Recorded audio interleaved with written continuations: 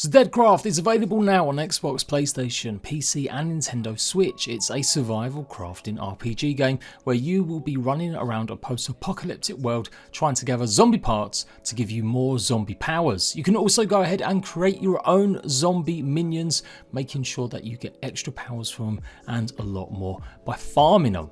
Sounds a bit bonkers, I think this game is, but it's also got some really core survival mechanics in it. So as long as you don't mind a top-down view and it is going to be a single player only game, I think this game's going to be great and I'm going to be covering it. So here's a brief recap of everything you'll be doing in the first few hours. There's also a free demo that you can go and download on all platforms if you want to give it a try, and it's around 18 quid or maybe $22 at the moment. So for console fans looking for a new survival fix, this might be the one. So it is made by Japanese developers. That means it's got a big flavour in terms of anime and story. You'll come across a whole bunch of NPCs that will give you guides and pointers on how to get through the game in the early stages. But effectively, you have been experimented on by someone, you managed to escape, and now you're looking for revenge.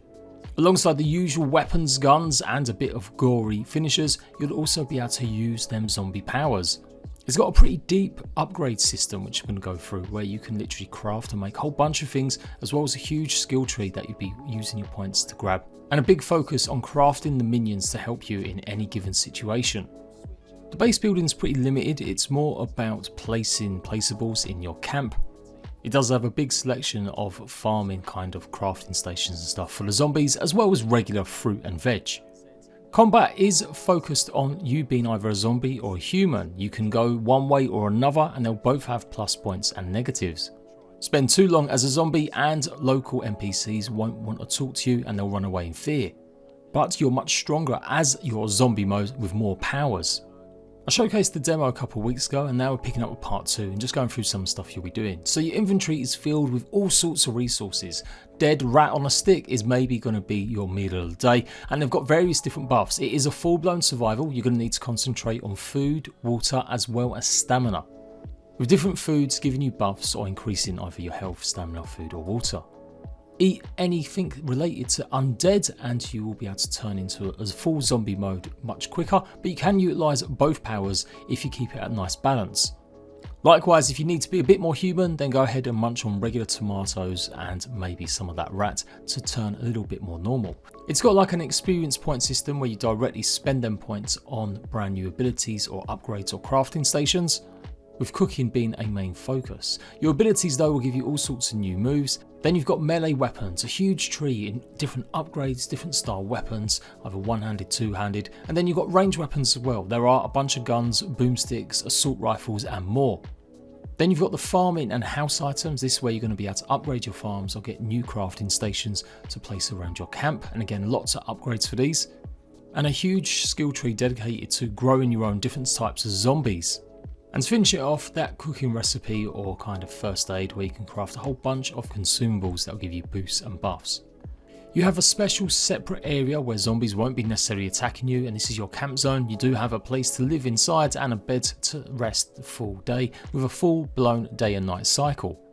Sleep will be how you boost your stamina levels so that you can carry on fighting. Every action you pretty much do uses some of your stamina. Whether it's planting crops, fighting, or simply going ahead and crafting new items. If you're not a big fan of cutscenes and dialogue, you can skip a lot of that and catch up with more tutorials at the bookcase inside your base. You can chop and change, move things around in your camp. If you want to put your farms in a different position, you'll be able to do so. And when it comes to crafting, the typical sort of stuff at your crafting bench, bullets, ammo and all sorts of them melee weapons that you'll be able to do. A lot of the weapons, as I said, are unlocked via the skill system, and you may need to actually go and do certain missions first before getting the recipes for them. The weapons are pretty imaginative, all sorts of concoctions and homemade devices, reminding me very much of something like Rust with even more wackiness. And then you've got the actual zombie craft. This is where you can craft undead drinks to give you more boost in zombie, so you can do your special powers and get yourself new corpses to plant and hopefully grow new minions. Your minions can range from simply turret style zombies, melee style that will follow you around, or make a big ball-in mass of zombies to roll against your enemies. I think this is what sets this game real apart from others. You will meet some zany and crazy NPCs that will either guide you, as I said, and there's definitely some big bosses that you're going to have to take care of. It's quite linear, the story is definitely there and you have to follow quite a lot of the beats to get through and unlock new gear, so it may take a good couple of hours to get through where you feel like you've got time to kind of do what you want.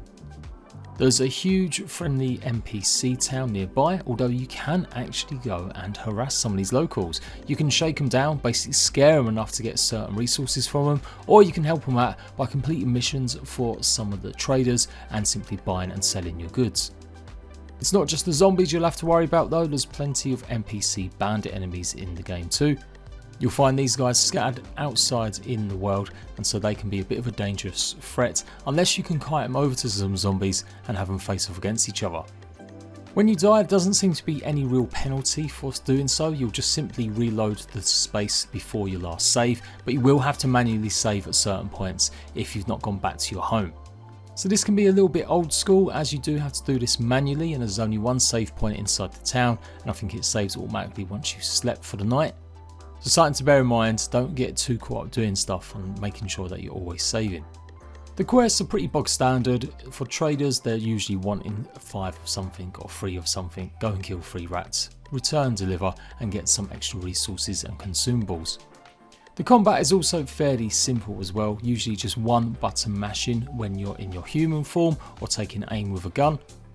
The more crazy combat begins when you become full zombie form and you have to take on hundreds possibly of zombies at once, using your infected blood to unleash monstrous abilities on anything around you. I wouldn't say it's the most challenging game, but certainly if you're not prepared and keeping an eye on your health, then it can be quick and easy to be overwhelmed, even by just a few zombies. Doesn't appear to be many combos or anything like that with the combat, so it is fairly limited and fairly basic.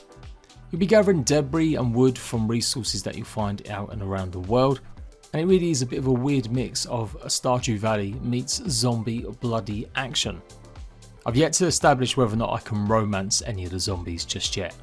I really do like the bigness of the crafting. There's so much to be able to craft and make, and then when you get even more crafting benches, that'll give you even more options. Not sure how long that will last and whether or not once you've cleared through the sort of tutorial phases how much open worldness there is in the game. As like I said, it does feel quite linear. So there's definitely chapters that you have to go through maybe to get new gear, new items, and it won't be simply a case of just grinding forever to get what you want. So yeah, you are going to have to follow the story and see what's going on with some of the more bonkers characters. There is also a deluxe version of the game that includes 2 future DLCs, or maybe DLCs that already come, and look like they just give you some extra story content as well as obviously some consumables and rewards. When it comes back to the gameplay, the UI is pretty simple and smart. You've got obviously a mini-map, a larger map, and then you've got 2 slots for your main weapon and secondary, with just 1 slot for consumables that you can swap in and out. You will be needing food and water pretty regularly, but again, since you can eat almost anything, including zombie parts, a lot of the time once you've crafted them into something a bit more delicious, then you're never really going to go that hungry. It just can be a bit annoying when the energy goes and you can't really maybe fight or use some of your powers. And likewise, if you've tipped too much to human, you don't get to access some of them zombie powers until you've munched on some more zombie flesh. All in all, this is something I've been looking forward to though. It's a different type of survival game. It's got some crazy little elements in it, but it's got some very familiar stuff as well. So yeah, I will see you for more guides and tutorials on the game. Leave a like, make sure you subscribe. My name is Jade, and I'll see you ratbags later.